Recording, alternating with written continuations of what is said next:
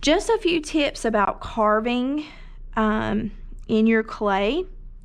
You do not want to carve so deep that you go through to the other side. If you carve so deep you go through to the other side, then you've ruined your mug. Your mug has to be strong and thick so that when you set it up and you roll it together, now my clay is really wet right now, but whenever you stand it up, you don't want your carving that's out here to show on the inside, so you want to keep your carving light on top of your slab. All right, so we have lots of tools that we can do carving with. We have this little on your knife tool on the back edge. It's like a little leaf, and I love to use it to make leaf impressions in my clay. And you can do that all over, but it just creates a texture on top of your clay. Notice I'm not going very deep.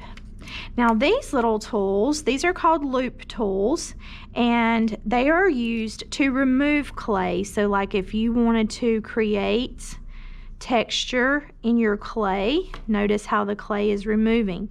Now you do not want to remove a lot because your clay is not real thick. So you can use it to create patterns on your clay, but don't go all the way through your clay. And you know, these are creating different textures. And let's see, you can use this tool. This tool has like little teeth on it.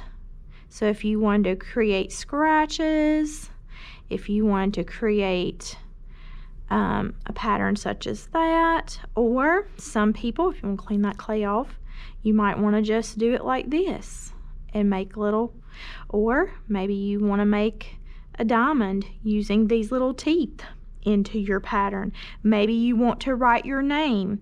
You have a real sharp wooden tool, and maybe you just want to write your name. Now also, I did want to show you one other thing. We do have letter stamps if you wanted to stamp your name. Okay, now this is the letter B. It's backwards because when I turn it this way, it's going to be the right way. But you can press this far into the clay, but you don't want to do that. You want to very lightly push so that you get a nice B, but it did not go all the way through your clay. You don't want your patterns to go through your clay. I want you to get creative about the patterns you make and why you make them. Now, you can also create patterns with your glaze, and we'll talk about that in the next video.